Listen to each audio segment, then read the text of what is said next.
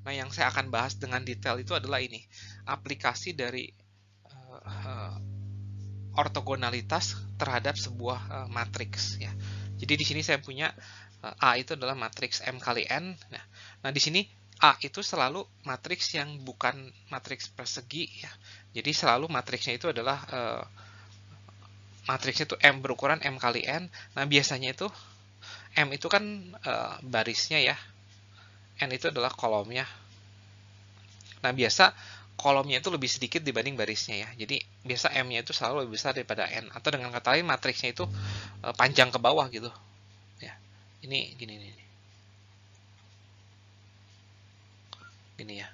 Jadi ini ada M baris dan ini ada N kolom. Nah, biasa yang dimaksud dengan matriks M kali N tuh dalam bayangan kalian tuh adalah matriks yang seperti ini gitu ya. Yang M-nya itu lebih barisnya itu lebih banyak dibandingkan kolomnya gitu. Nah, sekarang ini adalah suatu pernyataan dari teorema ini. Kernel dari si A itu tuh sama dengan row A ortogonal gitu ya.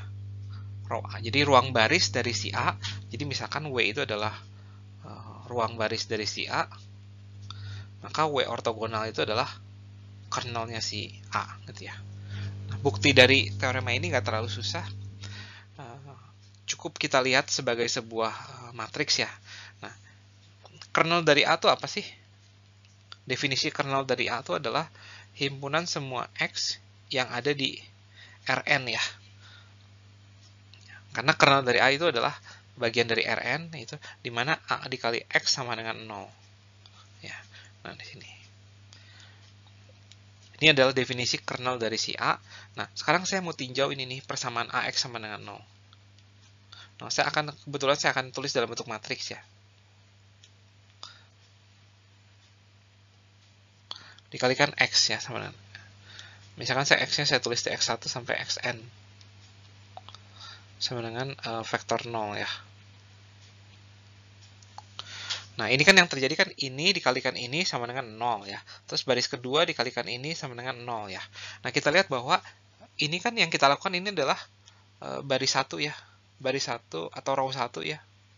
Row 2 dan seterusnya sampai row n. Atau dengan kata lain kita punya row 1 hasil kali dalam dengan vektor x sama dengan 0 gitu ya. Dan selanjutnya sampai row ke n x sama dengan 0. Atau dengan kata lain si x itu tuh ortogonal dengan setiap dari R1, R2 sampai Rn ya. Berarti x itu ortogonal dengan row A. Nah, kita tahu x itu ada di kernel dari si A, maka jelas bahwa kernel dari si A itu ortogonal dengan row dari si A. Nah, dengan ini lemma 439 terbukti. Nah, selanjutnya ada teorema berikutnya. Nah, jadi kita punya matriks A M kali N. Nah, lagi-lagi kita punya matriksnya itu adalah bukan matriks persegi. Jadi dalam bayangan kalian M-nya itu lebih besar ya dibanding N-nya. Nah, namun di sini ada syarat tambahan, yaitu adalah rank dari si matriks itu N gitu ya. Nah, kalau saya gambar seperti ini ya.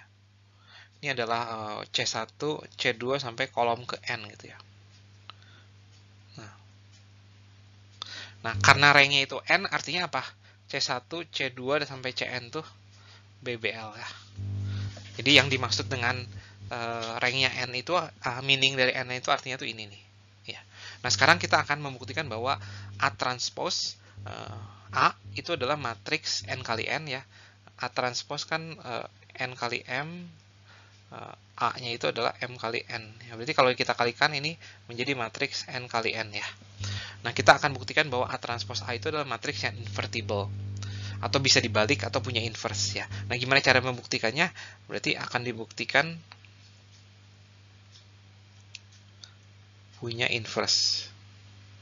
Atau dengan kata lain akan dibuktikan A transpose A X SPL ini nih ya.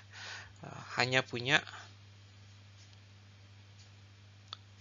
solusi trivial ya.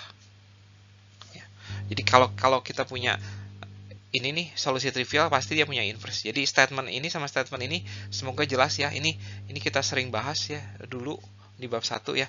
Jadi mereka itu ekivalen nih, bahwa suatu matriks punya inverse dengan matriks ini SPL homogennya itu adalah solusi trivial, itu saling ekivalen ya. Nah, berarti yang kita membuktikan itu statement yang kedua aja udah cukup ya. Yuk kita mulai dari sini. A transpose A X sama dengan 0. Nah, akan dibuktikan dia tuh punya solusi trivial. 0 doang gitu ya. Nah, sekarang saya bentuk menjadi seperti ini. X sama dengan 0 ya. Nah, terlihat di sini apa nih? A transpose AX ya. Ini kan suatu matriks, ini adalah suatu vektor ya. A kali X kan suatu vektor, berarti A kali X itu ada di kernel dari si A transpose. Ya, semoga jelas ya. Nah, sekarang kan tadi di teorema sebelumnya kernel dari si A itu ortogonal dengan ruang baris dari si A ya. Nah, bagaimana dengan A transpose? Berarti kernel dari si A transpose itu ortogonal dengan apa? Ruang baris dari si A transpose ya. Tapi ruang baris dari si A transpose itu adalah ruang kolom dari si A. Benar kan ya? Jadi, nah kita mau pakai fakta ini nih. Berarti kernel dari si A transpose itu adalah ortogonal dengan ruang kolom dari si A. Berarti AX itu ortogonal dengan ruang kolom dari si A. Nah, saya akan pakai fakta dari ini. Jadi, AX itu adalah ortogonal dengan ruang kolom dari si A. Ya. Nah, sementara apa? AX ya. A itu adalah apa nih? A itu adalah C1, C2, dan seterusnya sampai Cn ya. Kan ada N kolom soalnya. Nah, dikalikan X. Nah, ini X itu apa sih? X1 sampai Xn ya. Nah, kalau kita kalikan itu jadinya apa sih? X1 dari C1 dan seterusnya sampai Xn dikalikan Cn ya. Berarti dengan kata lain, C1 kan sampai Cn itu kan adalah elemen-elemen dari ruang kolomnya si A.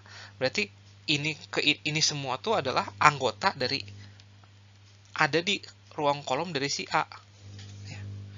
Bagaimana mungkin AX tegak lurus dengan ruang kolom si A, tapi AX sendiri ada di ruang kolom si A gitu. Semoga cukup jelas ya statement ini nih. Oleh karena itu, dengan kata lain, AX itu adalah vektor 0 gitu ya. Karena ruang kolom si A dengan ini kan saling tegak lurus nih ya. Saling tegak lurus, maksudnya saling ortogonal. Maka mereka kan hasil tambah langsung. Jadi vektor yang ada di sini dan yang ada di sini tuh pasti vektor 0 doang gitu. Maka kita punya X sama dengan 0. Dan karena A itu adalah ranknya N, maka X itu haruslah 0 ya. Nah, maka satu-satunya solusi dari persamaan ini tuh adalah X sama dengan 0. Ya, semoga cukup jelas ya. Jadi di sini kita sudah membuktikan bahwa jika A itu adalah matriks M kali N yang ranknya N, maka A transpose A itu adalah sebuah matriks persegi ya, N kali N yang punya inverse ya. Nah, ini akan kita pakai, kedua lemma terakhir itu akan kita pakai dan akan kita hubungkan dengan proyeksi di bab 4.4.